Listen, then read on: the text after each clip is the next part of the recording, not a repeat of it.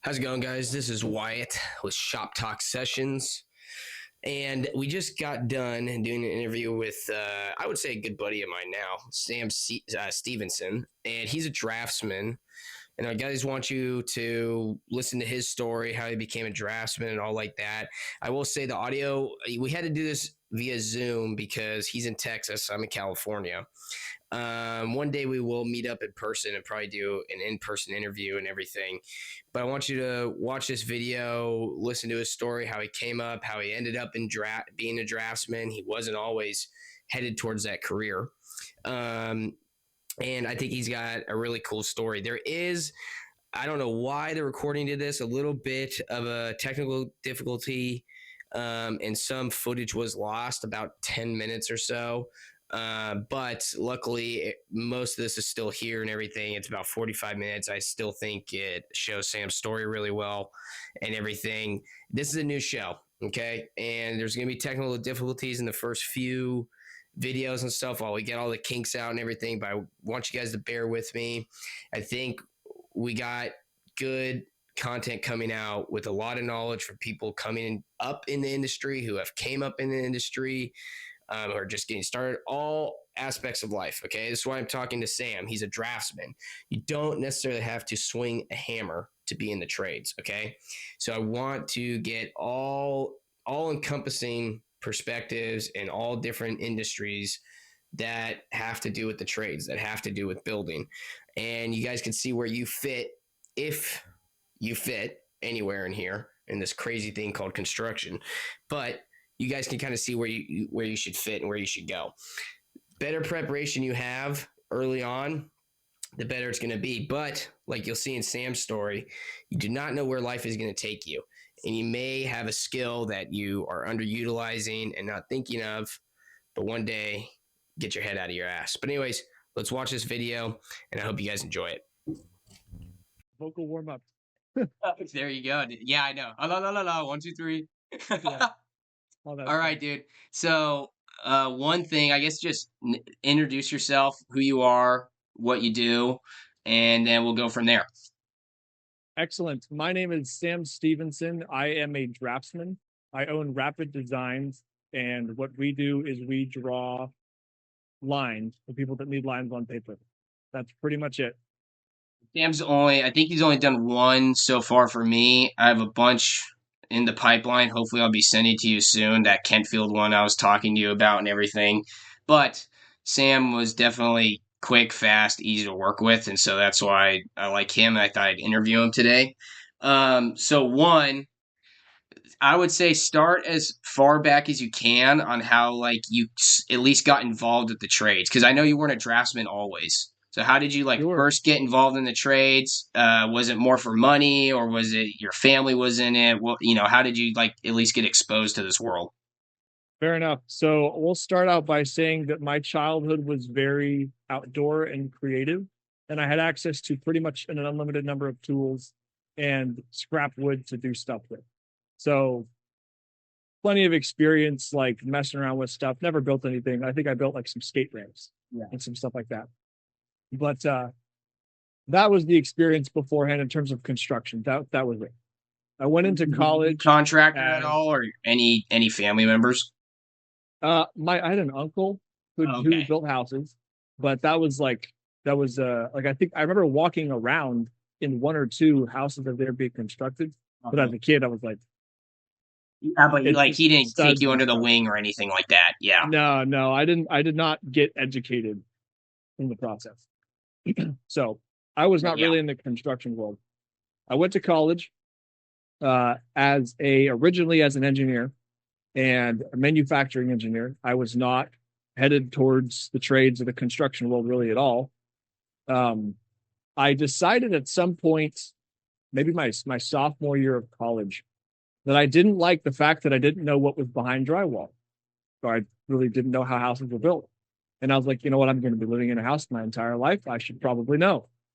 And so I just started YouTubing. I ran into Matt Bangswood on YouTube, started learning about framing, just kind of all sorts of places, Matt Risinger for green building, Joe's Buick for all the building science stuff. And I just started consuming a whole bunch of that. Of course, the Essential Craftsman up in Oregon, building So the pretty much it was on your time, and you just wanted to know in general, just because, like you said, like you're gonna live in a house, and if you ever had to do maintenance on it or something like that, that's like pretty much why you started that knowledge journey. pretty much. Yeah. So I wanted to know. And then so in the manufacturing world, I had been doing a lot of drafting. So I had actually used AutoCAD to draw like plans for small parts and small design stuff. And I had been between that and Fusion 360, different AutoCAD products. I was a designer of sorts. Like I designed small things.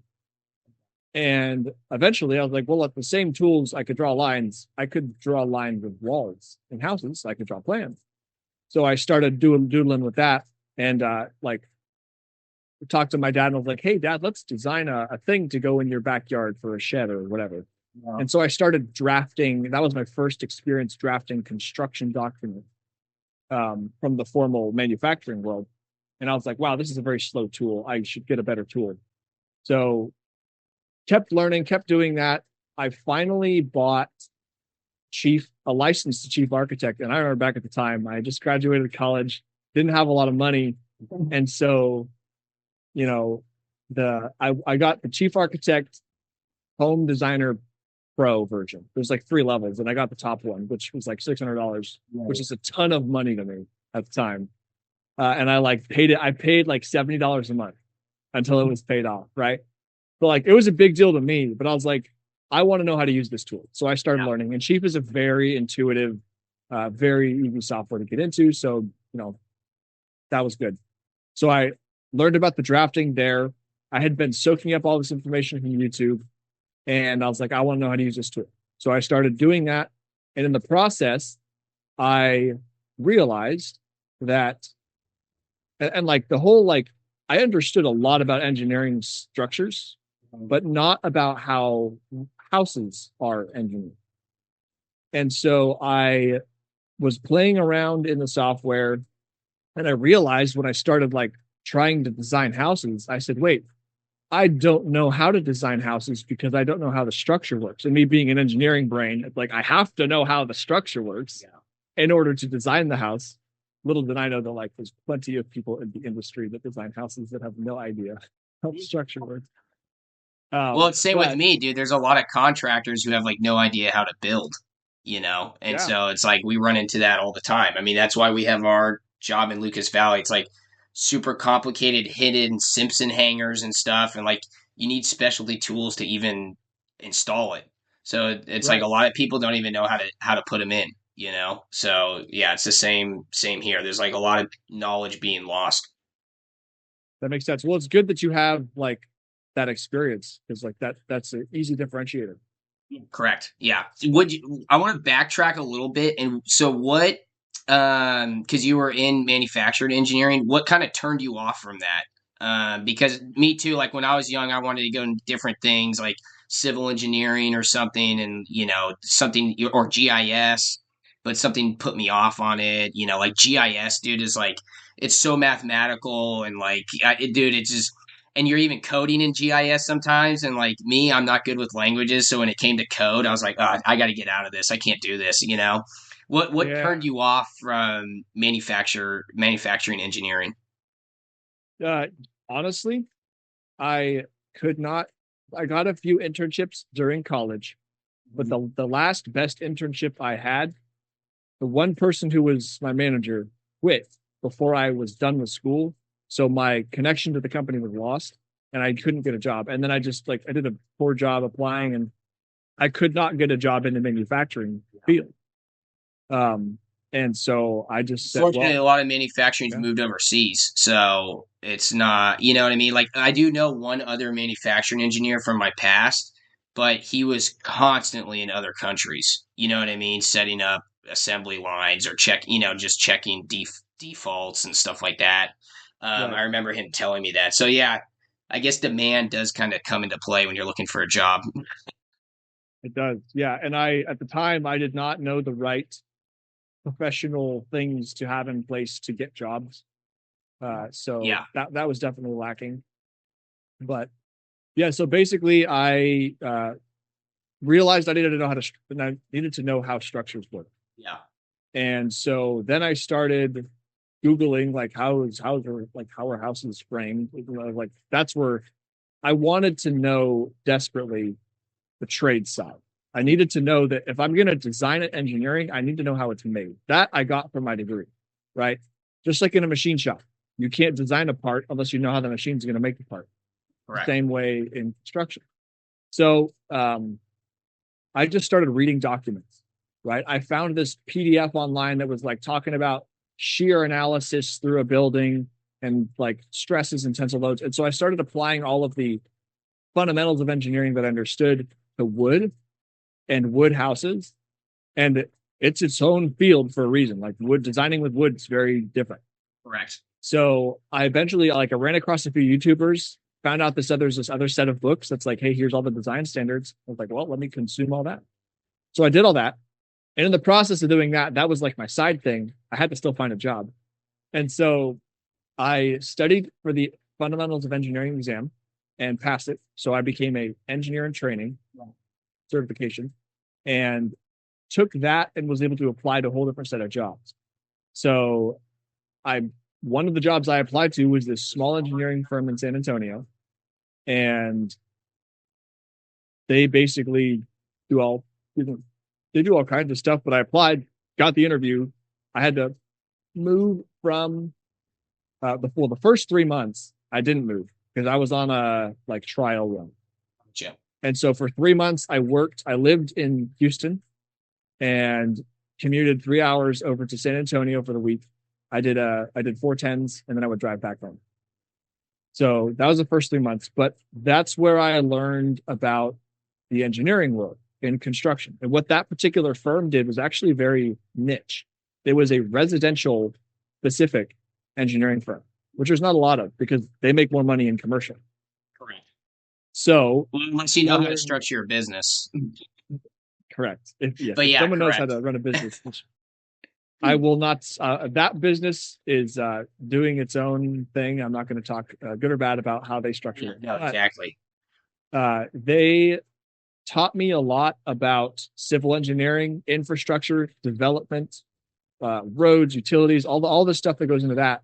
And the owners were very interested in like development investment, and so we were very close to a lot of that side. And so, because I understood so much about wood framing, I was actually able to go to the engineer and say, hey, we could sell a framing plan with the foundation plan. Like, because he was just doing foundations at the time and was trying to dabble in the framing, but he didn't quite get it. And I did. And so he said, yep, let's go for it. So we made the product and I spent 2 years developing and building and training people on how to like this framing design and all this stuff from what I had learned. And, did all that. And in the process of working at the engineering firm, I was getting very comfortable with framing. And I was like, well, if I'm good with framing, like I'm getting better at also using Chief Architect on my own.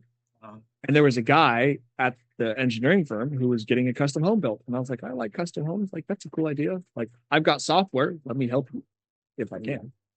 And so sure enough, he sent me some plans and I like made a model and I could change colors. I could change textures. I could do all this stuff for him. And it was super helpful.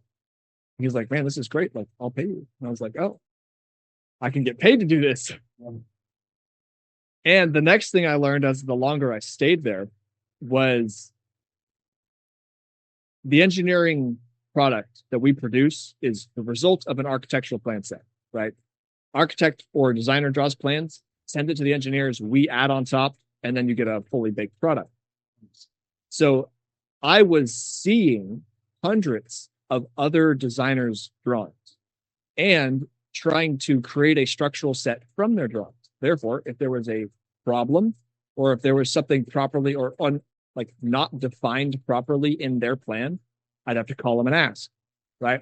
And so I started to learn like, oh, there's a lot of designers out here that are not doing a good job and don't know what they're drawing.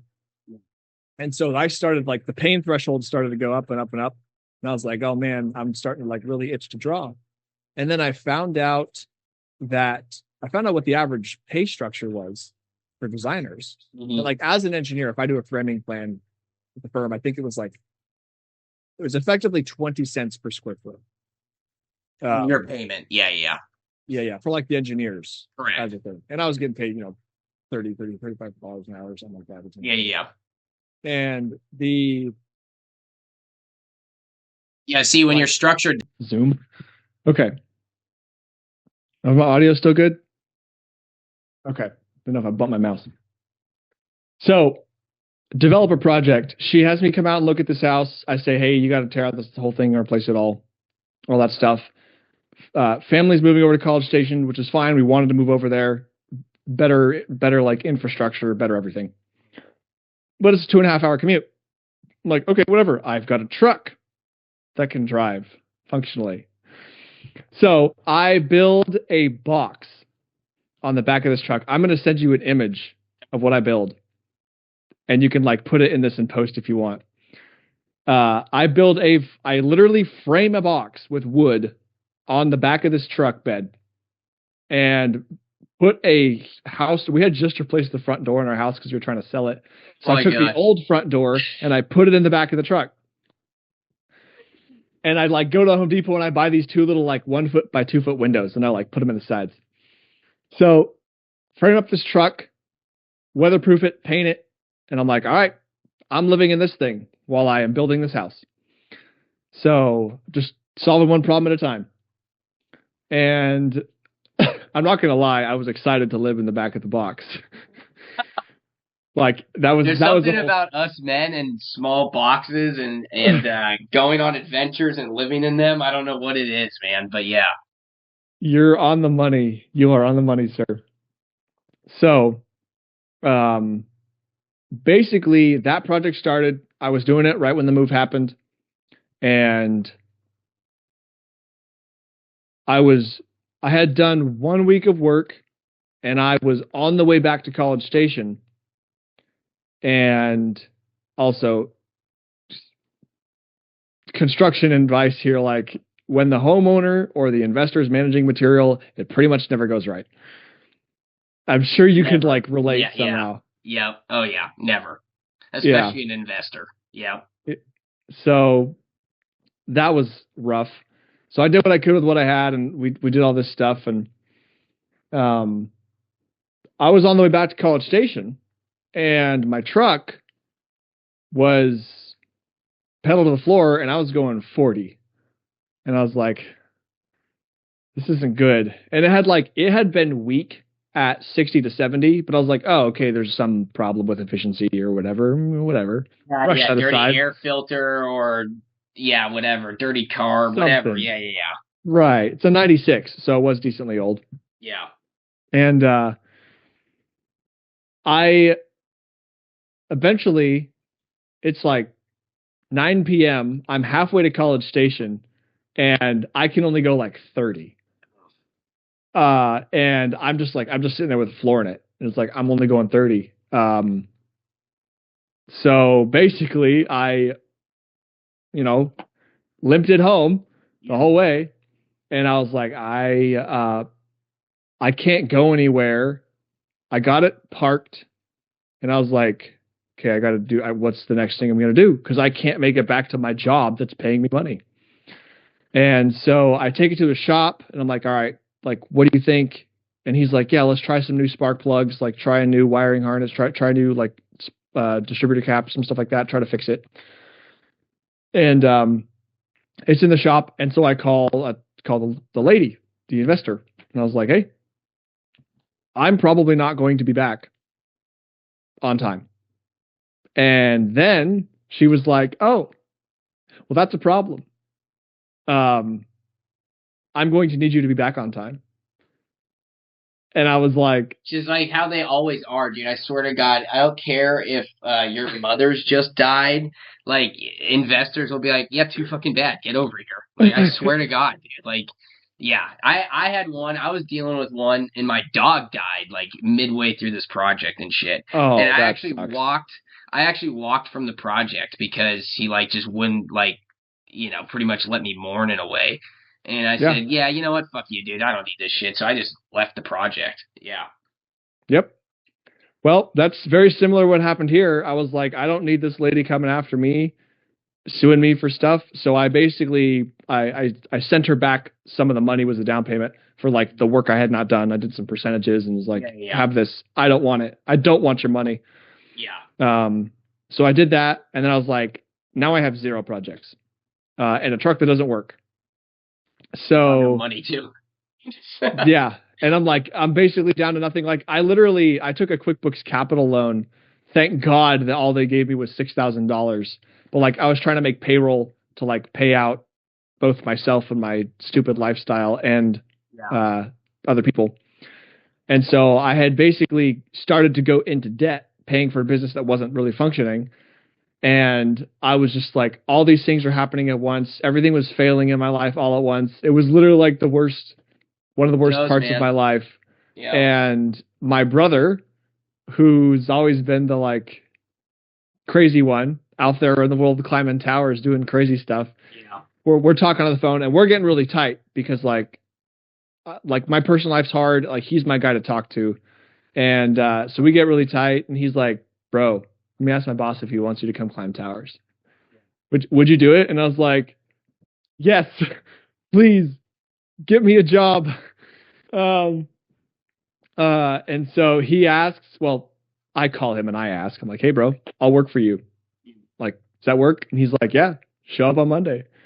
And I was like, okay, I need to be in Louisiana on Monday or when like, it was Christmas time and my truck was in the shop. So like that had to get fixed. And then I went out. So they did some stuff to the truck that made it better for sure. It was functional, but it still wasn't all the way operating. This is the first time I've like relived this story. And I know, so, it's kind of crazy, huh? You're like, how the hell did I get through all that shit? Yep. Dude, I still don't know how I'm alive today. I don't know it. I don't think anybody does. we just keep making it. And so one of these days I'll make financially responsible decisions. That's the reason. But I make it out to do the tower thing. I start doing that. Thank God that pays well. It's like $20 an hour. And it was like, when I started, it was $80 a day per diem, not taxed. Oh, nice. So it basically doubled my pay. And like, I was doing okay. That was all good. And, so I was able to send some money home, take care of the rest, basically like repay the debt system I had built up. Yeah. Because the way I took the QuickBooks loan, it was $6,000, but I got to pay back $1,000 plus the interest every month. So it was like, that was a heavy ass payment to be that's a big payment. Paying back. Yeah. And so I was just like trying to do anything to get cash to pay stuff. So I did that, started the journey of climbing towers. I was like, this is going to be my thing until I saw I fixed myself. So I do that. I shut down Stevenson Air Construction. I shut down all of the expenses, the accounts, everything. And I'm like, man, I learned some stuff here, right? It's imagine like some of the worst mistakes we make ends up being the best lessons. Yeah. And so I did the work, you know, that was like my rebirth stage, like as a man, as a professional, as all kinds of stuff. That was my opportunity to like fix my life, start from nothing. I lost everything, effectively. I had the great opportunity to have the job. And the truck towers basically is driving around the country to job. So like a lot of miles. A bad truck's not a good vehicle to do that with. So I only got like one job in. That's a whole other story. So basically did the job in Louisiana. That all went well. I got a new engine put in the truck and I was like, okay, I'm cool. Like we're going to make it. We're going to make it, boys. So I'm living out of the truck because like you live on the job site. Or you live in a hotel. That's what the per diem is for. But you can pocket the per diem if you live on the job site. And so I was doing that. And next job was in Vegas. And I was like, oh, I've never been to Vegas. That's freaking cool. And it just so happened that I had joined a few like self-improvement programs that like did a lot of stuff in Vegas. And I was like, oh, like I can go be a part of stuff. And that's cool because traveling around, it's hard to make friends when you travel around the US. Yeah. So we jumped over to Vegas and did that job. And the event that I was going to was in LA. I was like, okay, it was like a 4-hour drive or something. You know, it's not crazy far. So I drove my truck over to LA. We did the event, stayed the night. And we were driving back the next day. And little did I know, the engine I put in was not a new engine. It was a used engine. Yeah. And it had been used enough that consuming oil was a thing that it did. Uh-huh. And so I drove from Louisiana to Vegas without checking my oil level, which is a lot of miles. And so guess what? On the drive back from Los Angeles, in the middle of nowhere, Vegas, right? We're like an hour out of Vegas, and I'm driving along and my truck's doing its like, you know, nasty normal engine thing, whatever. And the fuel light, the oil light was just always on. That was just part of my thing. Right. And all of a sudden, grinding, nasty, like the worst sound you would ever want to hear out of your engine, meaning no oil, and the engine seizing because there's no oil. Yeah, that thing seized right up. So I pulled over on the side of the highway and I was like, I know what just happened and there's no way I can ever fix it. And now I have a truck with a bad engine. Like, what am I going to do? And so I had started to like fix my money, working the towers, like, you know, save 10%, put it towards wealth, yada, yada, yada stuff. Yeah. And I was like, okay, we got to get the truck back to the job site so I can at least sleep in it. We'll figure out the next thing. Thank God we were almost done with the job. But we did that and we towed. My brother, thank God, took his own truck. So we drove back, got my truck towed back. So I paid for the tow, and I was like, all right, what am I going to do with this? There was a guy we worked with on the crew who had a tweaker brother who just accumulates stuff, right? And I was like, hey, you want a cool truck that doesn't work? There's a box on the back. You can live in it. And he was like, yeah. So I got $500 for the truck. And was like, I guess I'll get a car. And it's probably sitting in his yard to this day. It is probably still sitting in his property, correct? Because he had like acres of land in the desert in Vegas to accumulate stuff. So yeah, it's probably sitting up there. And so I just like contacted CarMax and I was like, I don't have any money. I need a car.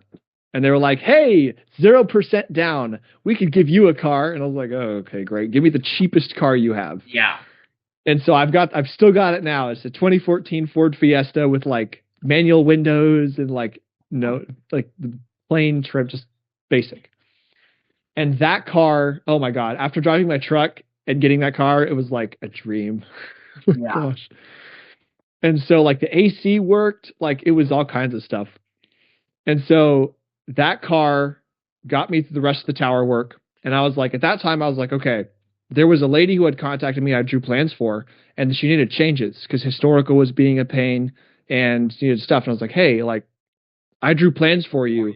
I want to make sure that they're good the whole time. Yeah. So she like contacted me back with the same email. Thank God it wasn't the business email because I shut that down. It was a personal email. And I was like, yeah, let's knock this out. So I had a laptop at the time that was a junky, like an older junky one. I was able to make the changes and fix it and get it sent back, solve the problem.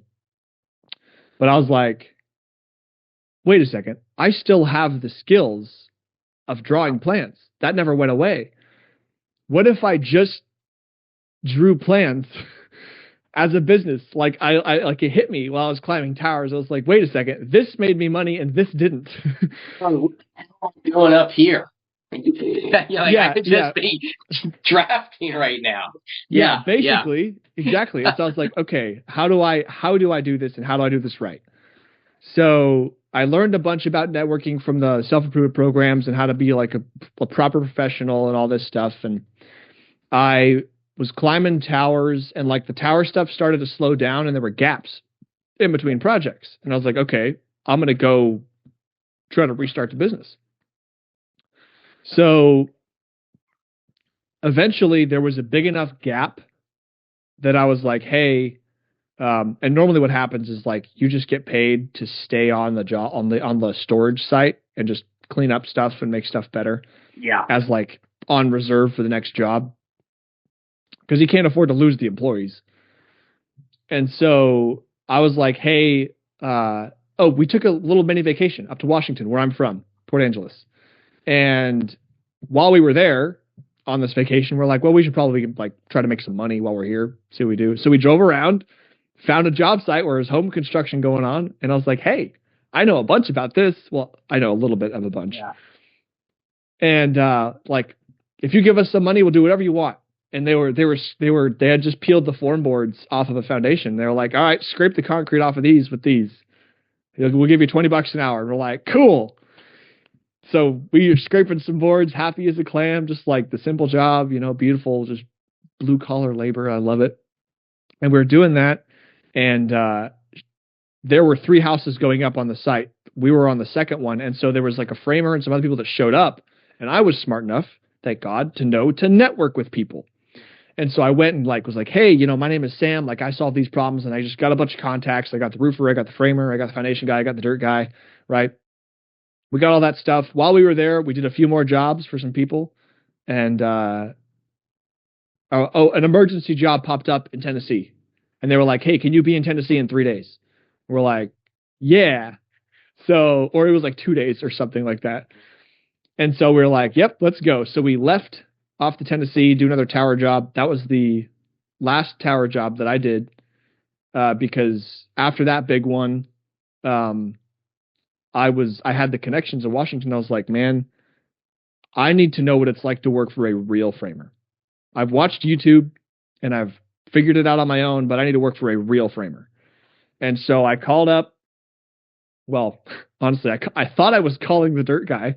I accidentally called the framer, because I was originally going to work for the dirt guy or whatever. Mm-hmm. And so the framer picks up and it was like, oh, well, yeah, I'll do this. I was like, hey, man, I've got all the tools. I did this company and I failed, but I've got all these tools. I will show up and I will frame for whatever you want to pay me. I just want to learn. And he was like, okay, you're hired. So he hired me on. I drove my butt up from Texas to Washington and I started framing. And that's where that was a pay cut because the tower was paying well, but the jobs were spotty. So I was like, I need something that's flowing. And so the framing and I did framing and siding, and I learned a ton about how to do that right. And like the craftsmanship in Washington is on a whole other level to what's done here in Texas. In Texas, it's just slapped together as fast as the West possible. Coast, man, with all our seismic stuff and everything, it's a lot more technical and everything. And I remember that when I was out in Texas during the pandemic, very lax on inspections and all that stuff, That makes sense. That very much makes sense. And so I guess with that trade being more technical, you're probably just going to get higher level people in it that care more. Is that like everything costs so much to build anyways that you're going to end up going high end anyways. You know what I mean? That's what it is. It's like these designs, no matter what you build nowadays, is so complex. And like, dude, I have 12 by 16 art studios with Simpson HDU 8s in them with like 3/4 all thread and stuff. And this is a 1-story 12 by 16 art studio. And so like that's what I mean about we talked about earlier, the over engineering. There's no need. That's a little intense. There's no need for that to be in there. But we're like getting ready for the nuclear war or something. I don't know what it is, and it's just like concrete, steel, and hold downs everywhere. Clips everywhere. All your beams need to be attached to the roof sheeting in a lot of aspects. So like it gets insane. Yeah. Man, that is crazy. Like, so there was one project I drew and designed in Washington where I had to learn about the seismic lateral code instead of the wind code. Yeah. And the requirements are way more, but like I was doing 6 foot by 16 foot shear walls, and they were only held down with like some HDU 5s. Like that's all they needed. Exactly. With anchor bolts every 4 feet or something like that, or exactly. But like you said, man, it comes to this liability stuff and everything. It's on the engineer side, it's cheaper for him because he's not paying for it. It's cheaper for him to just overbuild it and, either take my design or not. You know what I mean? Yeah, that's So, true. Fair yeah. enough. So what I want to kind of talk, we kind of have your story about getting into rapid design. So now you go frame for that guy, and because I think that's kind of when I started watching you on Instagram, was when you were in Washington with that framer, if I remember correctly. Yeah. Yeah, And I then was doing pretty the much framing and after siding. that, you were on to rapid designs. I mean, it kind of seems like from there you figured out, hey, I need to start drafting and like taking this more seriously. Yep. There were a few projects that because I was up in Washington, right? My family's in Texas. So I was like, okay, well, I got to get back somehow, but I got to make money first. So I framed and sided. And funnily enough, the timing worked out that like I worked so hard. I was the new guy on the crew of like 8 people. Yeah. And the framer's work dried up and he just had to start letting people go. And so like the first guys to go were the guys that like showed up that were high all the time. Yeah. Fair enough. The next guys to go were like the ones that were good, but they weren't able to produce as much work. Yep. And so like the funny story was that I was the last guy because like I just tried to work as hard as I did and I was as professional and all that stuff. Yeah. So that all happened. There were like 3 projects that so in my free time, I was trying to figure out how to market and draw. So I was like a bunch of Instagram stuff. And then I made friends with my sister's friend who wanted the ADU in her backyard. She was like, hey, can we do this? Yeah. And I was like, yeah, not only like I could draw this, but let me like just do it for you while I'm here. Yeah. And so I did that on my off hours and built that thing. And now it's cash flowing for her. So she's winning. Nice. Here's to wealth. And so that's cool. But I realized like I got to like kickstart the drafting thing. So I had some money and I was like, okay, I'm going to spend, I did it again, man. I signed up for Angie's Leads. I was like, I'm going to spend $1,000 and that's it. Like I just need to get like 1 or 2 projects from Angie's Leads to just cash flow enough to get me down there so that I can start meeting builders. Yeah. I just got to get down there. And so I did that and traveled down, met builders. Like I met just like a few that were like, yeah, like I like what you're doing. Let's start doing it. And man, there's just like stringing one barely to the next. I managed to, but actually I didn't succeed totally at first. I had some friends that you probably saw on Instagram that were doing a development remodel thing a little bit close to where I was. And it was all this zip stuff and the furred out walls and the cedar details. Yeah, I remember that. I do remember that. Yep. Yeah, so I was helping them like basically turn this garage into another ADU. Great. So they were paying me to do that, and I was like helping like blend the gap. And I basically just had enough time to meet builders and do this stuff, and I was able to survive long enough to just keep doing it. And eventually I had to go back up to, that's what it was. I had to go back up to Washington to finish the ADU because it wasn't done. And so I went back up and I had a little bit of work that was coming in electronically through design. So I could like design in Washington. And then when I'm done, I keep building the thing. And that's where I was really learning about like, okay, what direction am I going to take a business in? What am I committing to? And so I said, okay, I'm going to let the construction side die, which is sad to me, but like, this is the thing that I'm good at that makes me money. So this is the thing I'm going to commit to. So I came back down to Texas and I like took all my closet of tools. There was a crew that was like roofing the apartment complex I was at. And I like went and got their attention. I was like, hey, you guys could probably use tools. And I was like, take all these tools away from me, please. Because I need to not see them. I remember that Instagram story or something you posted, and you posted that you sold all the tools. Yeah, I remember that. Yeah. So that was painful. They all went away. And I was like, okay, now it's just me and some computers. It's time to get to work. And then like everything from there has been like studying Alex Hormozy and all this stuff and learning about sales. And funnily enough, the building didn't stop, did it? Because I met a guy in a coffee shop when I was trying to network. Yeah. And he ordered. I designed a house for him. I designed these 2 houses, and I was still in the world of like, I need to network into this community. I got to like learn more about what's going on here. And so I offered to basically be his project manager for these 2 houses because he's an investor. And so I was like, well, I want this perspective now. So I did, and turns out he's the ideal niche kind of person I want to be drawing for. So that helped a lot, was like seeing how his business worked, how his stuff works, so that I know how to fit in as a designer. So I mean, those are going up right now. The framing was done yesterday. So I volunteered. I had to get my hands on it, man. I had to. I was like, hey, let me like tape and roll the tape. Let me do that part. And he was like, okay, because the framers aren't going to do it, right? And so I got to do that part, and now it's like, okay, now I'm done. Yeah.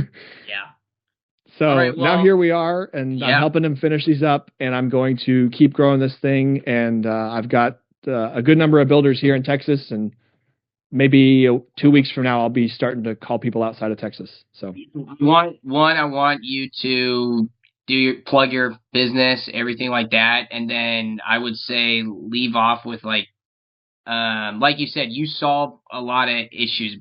Pretty much, what's your selling point? I know it's in the name of your company, but what's your selling point? Yeah. This is why we like Sam, because Sam gets this stuff done fast. Like yeah, that's in 10 that's minutes, pretty much 20 the minutes. thing. It's crazy, and there's no mistakes. That's an important thing. That like, if you ever find one, please tell me so I can fix it. But yeah, so plug your stuff, Instagram, YouTube, everything. Oh man, where can everybody find you? So people can find me on Instagram at sam.d.stevenson. That is the main hub. I have a YouTube channel. It's got tons of stuff on it. Everything is linked on my website. So if you actually, probably the main hub is really the website. So it depends on where you're coming from. If you're a builder, or if you're someone like Mr. Wyatt here who wants fast drafting, go to my website. That's got all my information, all my proof. If you need to be convinced, it's all there. And that's what, rapiddesigns.com? What's the website? Yeah. That is rapidarchitectural.com. So it requires knowing how to spell architectural, which was the foolish thing on my end. But yeah, for us builders, okay? Right. So rapidarchitectural.com, that's got all the stuff. It's got free stuff on there. So I'm very much a proponent of trying to give away as much as I possibly can. I remember what it's like to not know how to understand the structures of framing. And so I try to produce for people to learn that stuff. So there's YouTube stuff. I do the Frame It Fridays where I break down framing on a house in a simple way. I don't break down lateral and shear and all that stuff because that's heavy. Maybe one day. But I analyze like gravity loading anyways. And so I've got that. I've got the Scrutinizing Sundays thing where I'm trying to, I'm a little bit late today. I need to release the video for today. But every Sunday I talk about how I'm growing this business and like what I'm learning about growing a business and being focused and yada yada. And so stuff I learned from there. And then if you want free stuff, every builder gets at least one free 3D printed model of like a plan. So if you've got a plan that you've got, and it's a PDF or something, you can send it to me. I will print you a little scale model. Oh, hello, cat. It's basically just like and if you've seen them on my Instagram, but like it's the walls with the windows and doors cut out with the like plate heights being reflected, and it's printed and glued to a cardstock floor plan. That's all it is. Nothing fancy. Show clients and like kind of see perspective and everything. That's one thing I like about what you're doing. That's a niche creative thing that a lot of people are going to do. Like I did like the architectural picture book. Everybody says something about that. Anybody I show your 3D printings to, like, hey, look what this guy's doing. Everybody comments on it, So it's that's cool. It's a cool thing to do. Yeah, it's cool. That Excellent. Stuff, the architectural modeling and stuff, it died after the 70s and 80s and stuff. But I have a feeling, man, the full architectural models and stuff for the larger buildings are going to end up coming back. Just because everybody's spending so much money anyways, they want this like experience now, Yeah. And so that's why I think it might come back, I think you're onto something. We'll see. But and then so pretty much that's where to find Sam and everything. If you guys need plans or anything, go to him. He's the guy to go to. And I'm hoping we have a good business relationship in the future here, and we keep growing together. I'm growing like crazy. It seems like you're growing like crazy. But yeah, that's why I want to do these interviews. We are in the trenches still. You know what I mean? Like, I feel like the videos you watch on like how people got their success or their career, they're already rich and fat cats and stuff like that. I have a feeling by that age, you kind of actually forgot a lot of what like got you where you were. And a lot of it is experience like you. I had the same experience. I'm driving a truck back from Sacramento and it explodes on me. And I have to I have to be in Texas in 2 weeks to go build a house. And I'm sitting there, Jesus Christ, what the hell do I do? You know? But that is this construction trades life, you know, no matter where you are, if you're draftsman, if you stay swinging hammers, whatever, starting off, I swear to God, is always the biggest pain in the ass. That's fact. All right, dude. Great talking to you. This ended up greater than I thought. It was a great interview. I'm glad we got together. Get to your show and stuff, and we will definitely stay in contact. We got a lot more work to do. You got it. We sure do, man. Thank you so much for having me on. It's been a pleasure. I love seeing all of the hard work and stuff you guys are building out there in California. So at some point, I'll be visiting California. I got to see you. You got to see me. But yeah, we'll cross that bridge when we finally have the time. That's right. All right, dude. Great talking to you. Thanks, man. All right, bye. Have a good night.